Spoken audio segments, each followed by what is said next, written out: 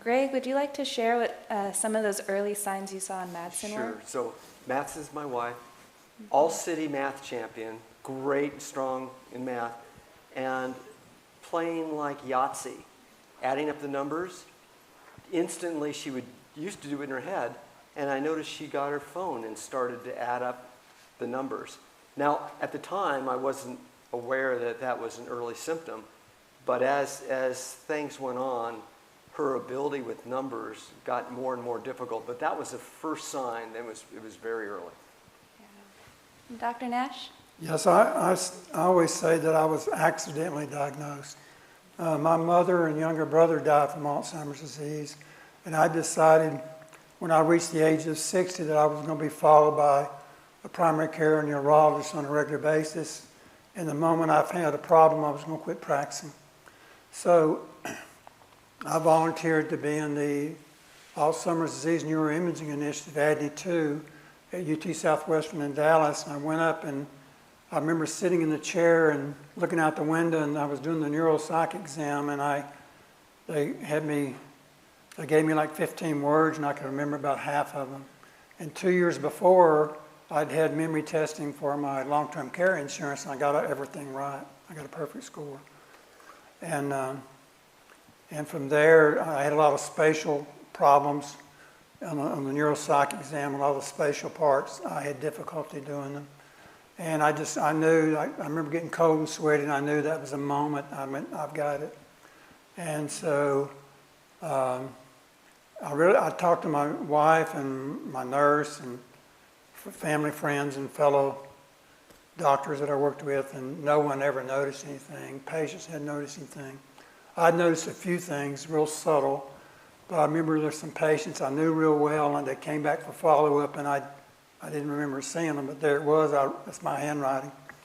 And I didn't remember seeing either one of those. And then when I did my CME that year, I noticed I passed my CME, but I noticed my scores had dropped off quite a bit. And it was kind of alarming to me, but I just kind of passed it off. Yeah. And that's really all I'd noticed. But once I was diagnosed, a month later, I saw a neurologist. Once I was diagnosed, I never went back to practice.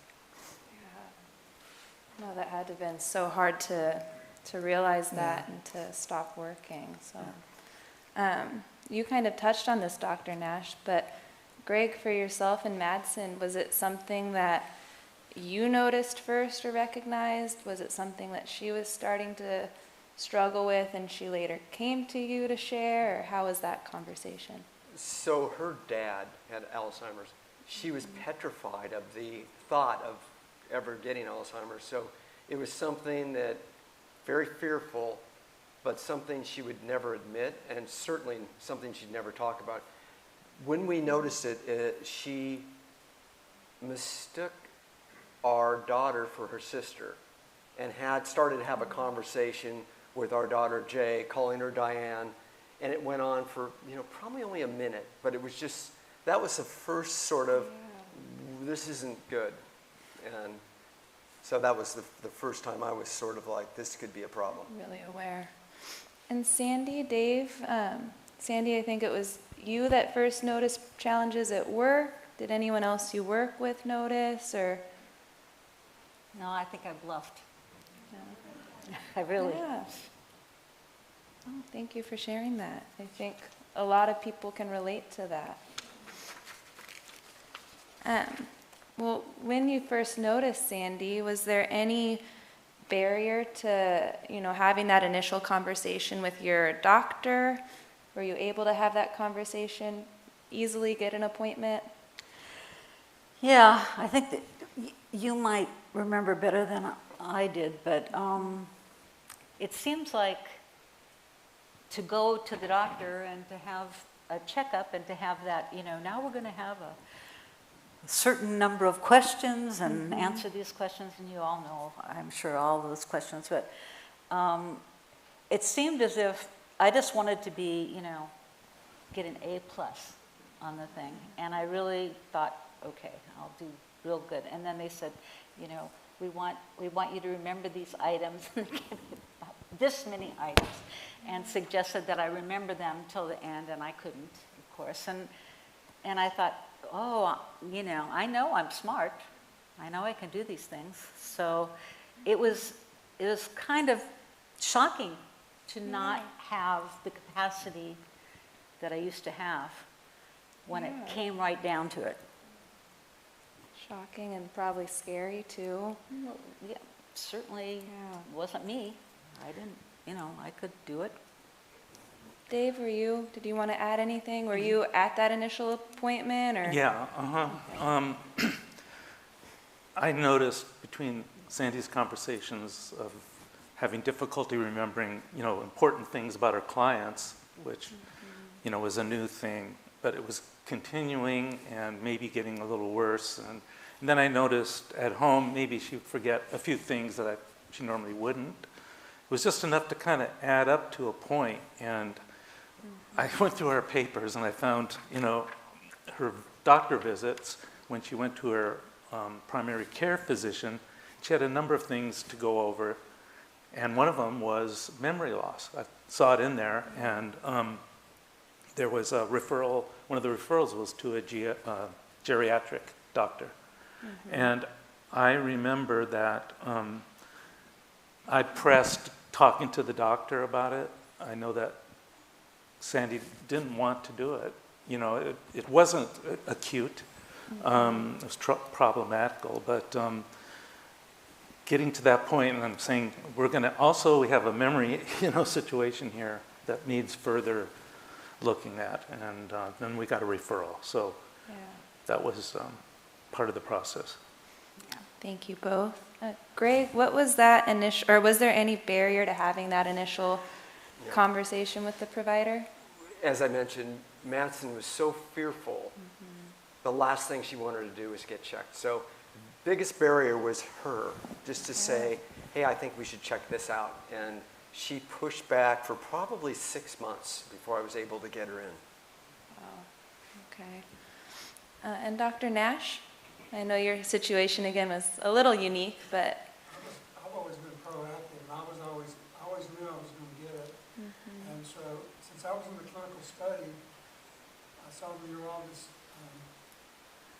a month later, the private neurologist, after I had my initial neuropsych exam. And I'd already had all the diagnostic testing of the neuropsych, MRI, all the lab work we do on it. And so she had all that information, plus she was head of the research program, and I saw her in a private clinic, so she had all this information, and my MOCA scores and everything. And so, it was fairly easy. And I knew, I heard, she didn't need to tell me that I had it. So I'd already programmed the slow my practice down, and I'd already fixed it so that when she told me I had it for sure, then I never went back. That was the last time. That took a lot of bravery, I'm sure, to make that decision. Sandy, once you had that referral to the geriatrician, how did that initial conversation go?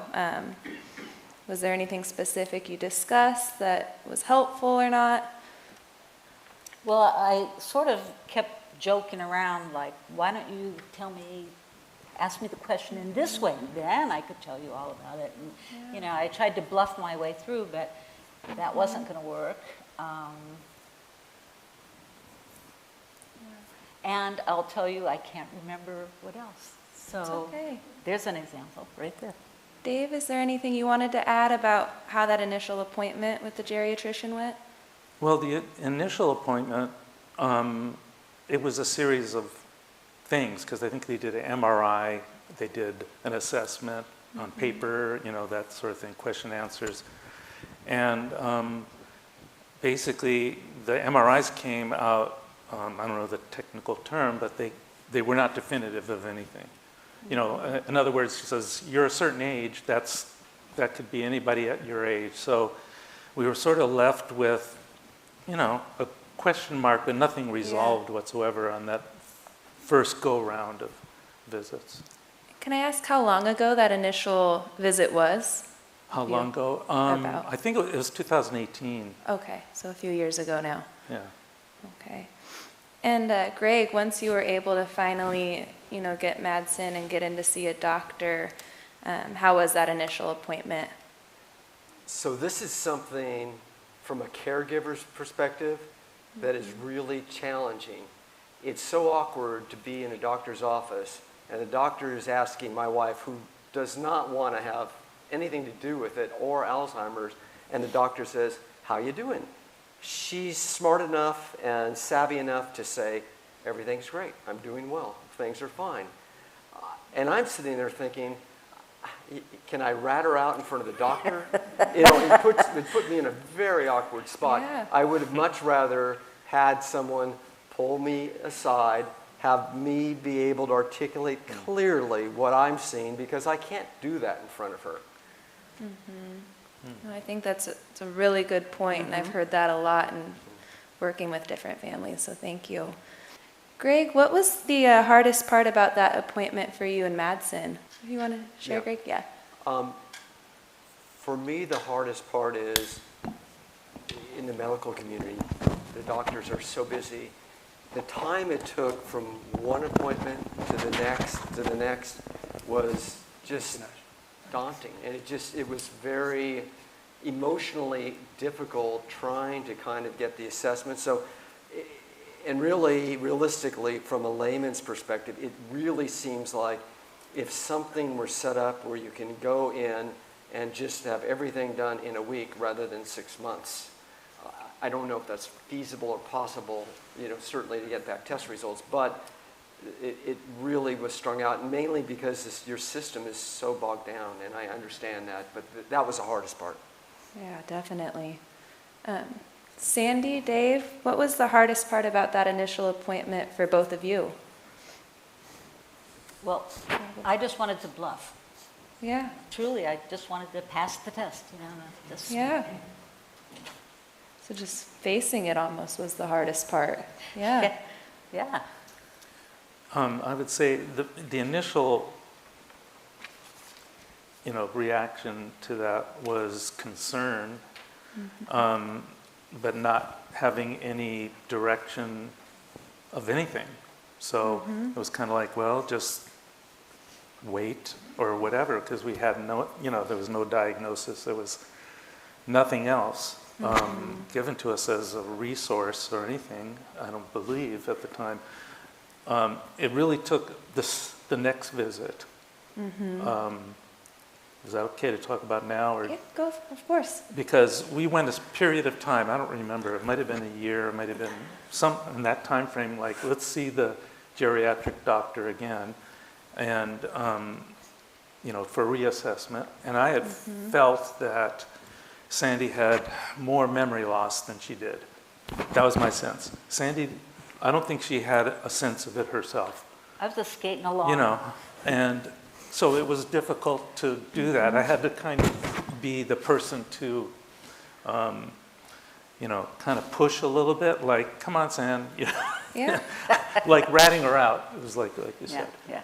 And she went through a second evaluation with the neurologist, and the information came back from the neurologist. There's not really any big change in the scans, so we can't look at that and tell you anything.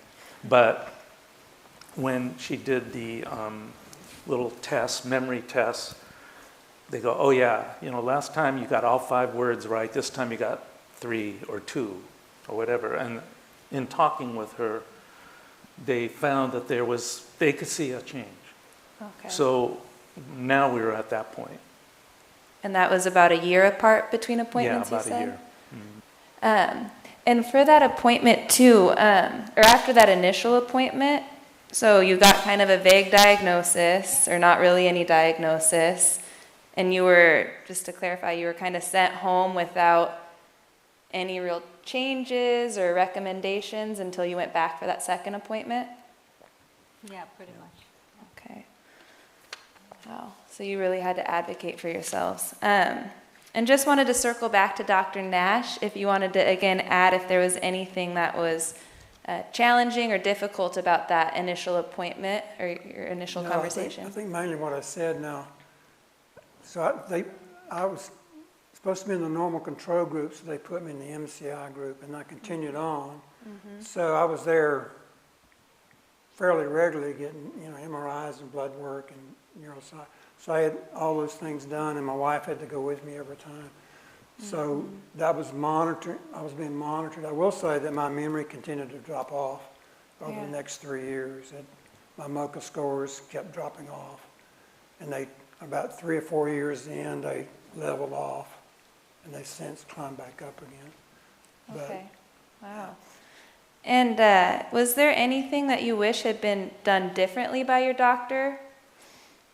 No, one, I knew what needed to be done, and plus they were already doing it as part of the study. The only thing I had to do was that in the study, it's all blinded, so some of the stuff I had to duplicate in the private world, like my APO4 status. I'm homozygous. And I had a spinal tap. When they did my spinal tap, they gave me some of the fluid, and my amyloid and tau was positive. So I was able to do that and duplicate some of those things. So I had a pretty good diagnostic workup. And then later I had the amyloid PET scan, so I know what all that shows, and the tau scan. Yeah, you had a really thorough testing experience. The benefits have been in the clinical trial. Yeah. I know your experience is unique, Plus I'm but on the had its medicine too. benefits. I'm on the adjuvant. Yeah. Greg, I know you mentioned wishing that you had had a chance to speak privately with the doctor. Was there anything else that you wish had been done differently by the doctor during that initial appointment or shortly after? When you don't live in a world of medicine and you come into your world, sometimes it's hard to track some of the vernacular, some of the terms, some of the, various parts of the brain. It would have helped me a lot if someone gave me the dumbed it down for the novice to be able to walk me through and communicate in words that were for the average person's consumption. That would have helped. Number two, it would have helped to maybe have a little bit of coaching that would have said, here's the kind of things you need to start becoming aware of. Is your wife driving? And you should be concerned about driving. You should be concerned about, whatever those issues are, because they came up fast for me. But so maybe if there was such a thing, because the doctor doesn't have time, as having a coach that could be assigned, which maybe that's Alzheimer's LA, which became, a good resource for me. Yeah. It is hard though when it's a whole new world for you, like you said. And I think sometimes when we're on the provider end, we're so used to this terminology, these things that we talk through that we can forget that it is an entirely new experience when you're getting that first diagnosis. Sandy, was there anything else that you wish your doctor had done differently? Well, when I was leaving the second appointment, I was told by the lady at the window, the one that checks you in, by the way, your doctor wants you to be in a clinical study. And I said, a clinical study for what? What do you mean? And that's when I got the diagnosis, was from the person in the window. And I thought, well, I didn't do so well on that test where they, how many backwards by sevens and everything. Yeah. But I thought, so Alzheimer's, huh? Okay. So it was never directly communicated to you by the doctor after the test. No. And I direct communication would be helpful. And plus, which I don't know what a clinical study is, and I said, where do you get that clinical study? And they says, well, they're all over the place. So Dave and I got to dial the phone and do your own research. Dial the phone until we found a clinical study, which we went to, and I'm very glad we did. Kudos to you both for taking that on and finding that for yourselves, because it's difficult. Dave, is there anything you wanted to add to that? Yeah, at least in our case, the information I heard from the doctor at that second appointment was, you know, I'm going to paraphrase, sort of like, we can't tell you have Alzheimer's. We don't have enough information to, you know, with certainty say you have Alzheimer's. You have, it looks like it, but, you know, and that, they just kind of left it like that, kind of like, well, you know, maybe you should get in a clinical study. It just was like backwards on things, you know, it just really kind of threw us. Yeah, so, you know, I'm hearing these themes of just more direct communication with the doctor, having a chance maybe to speak privately with the doctor as well, and just more support and follow-up. I think those are all really big things. Sandy, was there anything that you wish you had done differently during that initial appointment? Done real good on the test.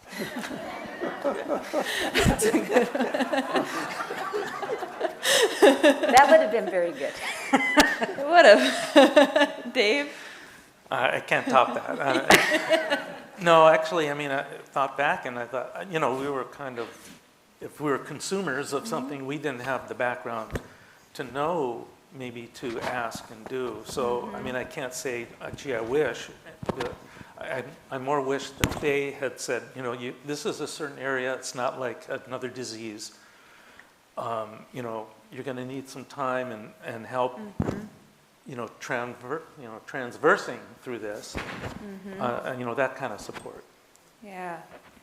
Can I add another one? Of course. The idea that if you get a diagnosis, there ought to be a little pamphlet or something that would say, you know, yours may be different than this, or it might be this kind or that kind, but you can probably look forward to is not the right way to say it, but you could probably expect What that to certain expect. things might happen, and so you should prepare yourself in this way. Some kind of little Just like some basic written next up, steps, yeah, maybe. yeah. Yeah, and something written to refer back to. We're lay people. Yeah. Can I add something to that? course. I just want to add one more thing, is that, you know, we left there kind of, you know, wondering what to do and searching, and eventually signed up with a clinical study, which, you know, we've been in for over 2 years, and we're happy about that. They were the ones who did some further testing that said, yeah, you have markers for Alzheimer's in your spinal fluid, for example. So they were able to go further and be more definitive than our HMO was. So I'm not sure why that was. Maybe, you know, if the HMO, if they have the ability to do those further steps, maybe they could have, I don't know. Insurance can be a barrier sometimes. I know being in the clinical study too, that's how you got I think some thorough testing done, Dr. Nash. Was there anything that you wish that you had done differently, Dr. Nash? No, I feel like I'm kind of lucky. I'm lucky that I decided to go up and get evaluated, because I always wondered when would I had trouble in my practice. Would it have been 2 years later, 3 years? When was it? And I wasn't doing the things I need to be doing to make myself better. And I would have missed out. Thank you. Greg, was there anything that you wish you had done differently? In hindsight, I would have gotten started earlier. Yeah, I think a lot of people can relate to that. Thank you. Sandy, after that appointment, you were given after that second appointment, let's say, you were given that diagnosis, told that you should consider a clinical trial. What did you do next after that? Was there a gap between your next appointment, or kind of what was your follow-up?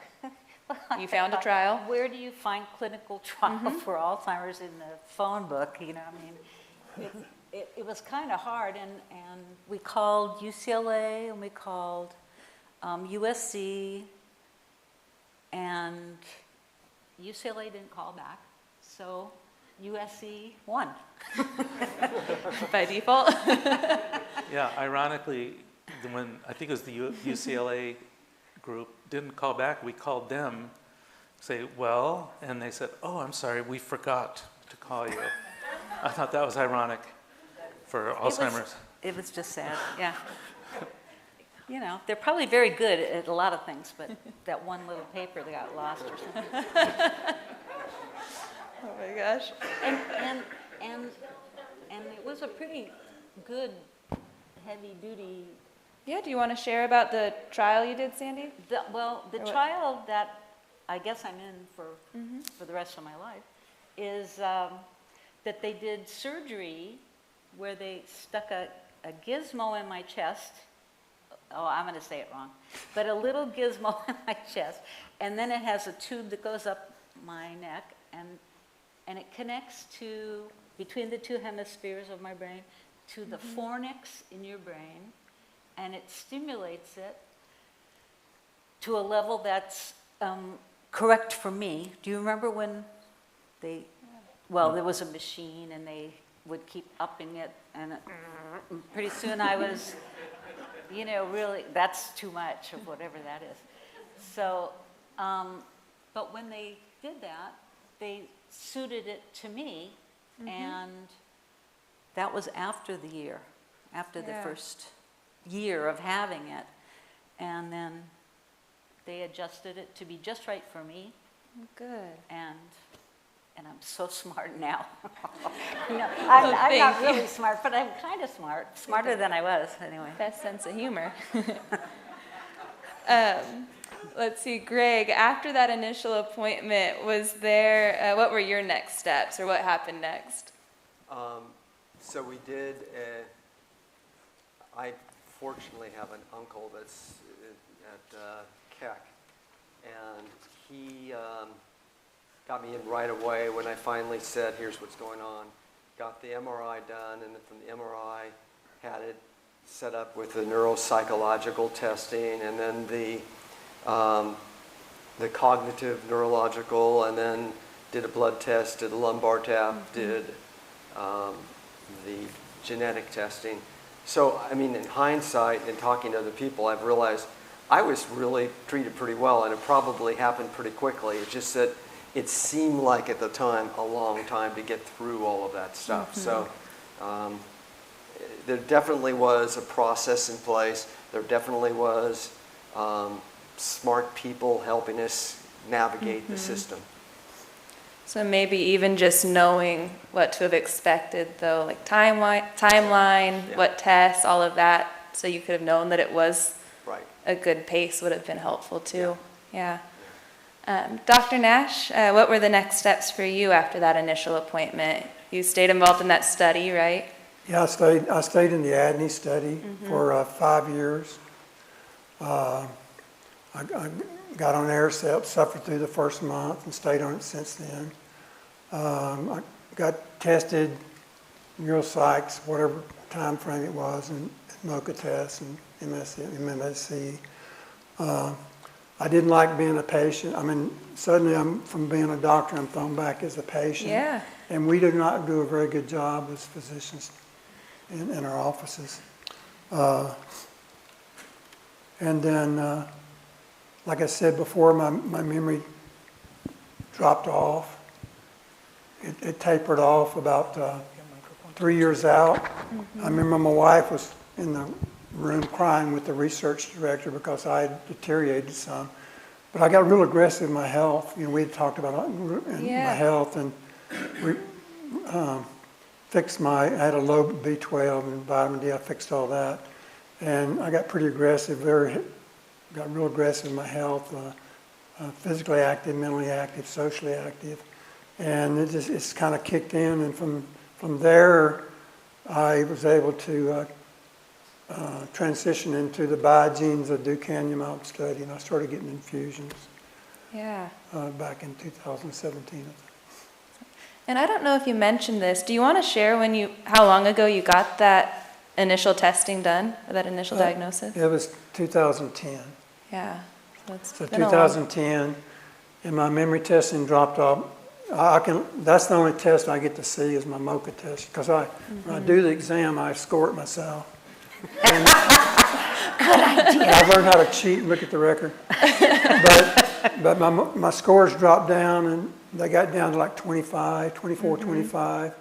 And I know I was noticing things, and they kicked up Oh, now. that's The last 2 or 3 years have been in the third. I'll get a perfect score. Wow. So I mean, I don't know. I know my diagnosis is right because I have a amyloid scan that's positive. Yeah. My spinal tap's positive. Wow. Time will tell. And you mentioned this because you do have the background as a provider yourself. So with that background and then now going through this, do you have any advice or suggestions for how families dealing with cognitive decline can better advocate for themselves? Well, first, the problem that they had getting worked out is I've been in communication with people the last 12 years. They're always contacting me, people I don't even know from all over the United States. And they say, I got these memory issues, and I kind of pre-program what to do to be ready to go in for their doctor's visit. So I would have pre-programmed you, so you would have been all ready, and you'd saved you a lot of time. I'd just do it, they just happen to contact me. Yeah. So I have them do, some online questionnaires on the patient and be all ready and copy that and take it in. And I tell them what to make sure they got their records, all their medical information correctly, and then go in and make sure they go in with the patient, don't go by themselves. Yeah. And that's really helped a lot of people. That's great. Thank you. Greg, is there any advice or suggestions you have for how families can better advocate for themselves? In my particular case, I wanted to find a cure. So I did a lot of research and a lot of study and read a lot of books and Google. I really had too much information, and a lot of information you get turns out to probably not be backed up by good data. It would have been good for me to probably have less search myself and find a few advocates that can help me narrow down that focus, because I just was doing too much and trying to, and really a lot of it in hindsight was a waste of time. Yeah, it's like information overload if you look it up yourself. Sure. Yeah. Dave, anything you think that could be done to better advocate for families can do to better advocate? I don't know. I mean, I'm thinking right now. I'm not totally sure. It is kind of like difficult just to know how to do the research, what as you're saying. I know just in general, just being at the doctor's office, we've had to advocate just to slow them down so they're listening. Yeah. And it's a gentle process, but I found that it can be done in a generally speaking, just to get that little more time when you're visiting, that maybe everything doesn't get answered at that moment, and you're left with questions, but at least that's your reality at the moment. Yeah, I think that's great advice. Thank you. Sandy, anything you want to add that you think would help people better advocate for themselves?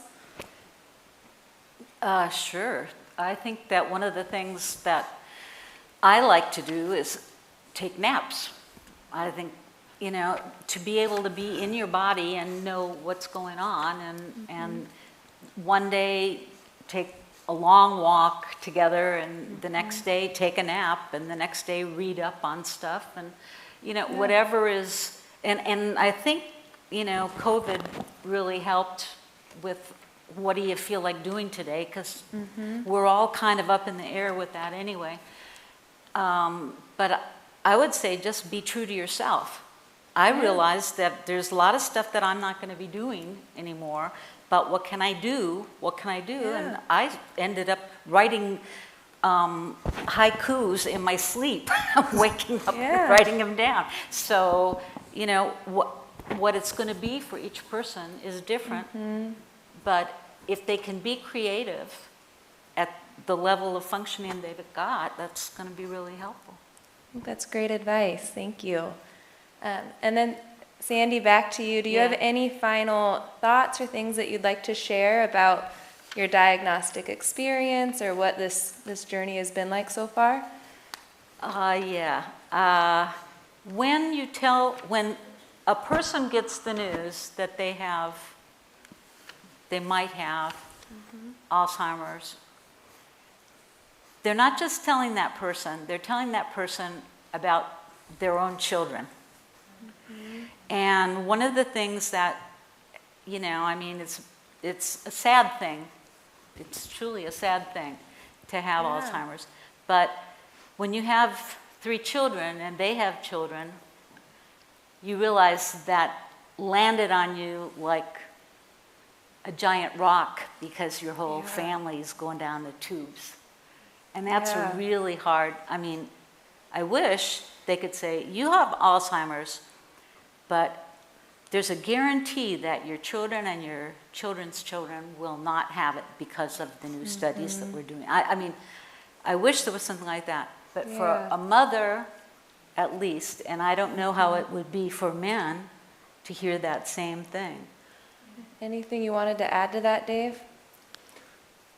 It's a lot about support systems for everybody who's either directly or tangentially connected, and you have to learn a lot. I mean, that's one thing I've learned is that when Alzheimer's or another cognitive disease is present, your life has changed, and it's almost incumbent upon yourself to not just be your normal, whatever way you've been in the past. So I've found this time actually the plus side is I've gained a lot of insight into not only myself but other people and what life is about and all that. So whether it comes from you spiritually or, you know, however you want to do it, support groups. We're part of this Alzheimer's LA support group. That's like, it's a life raft. You know, you're floating in a stormy sea sometime, but you know you're in a raft. So just support wherever you can get it. And if it's part of your medical, you know, team, that's a bonus. Thank you both for sharing that.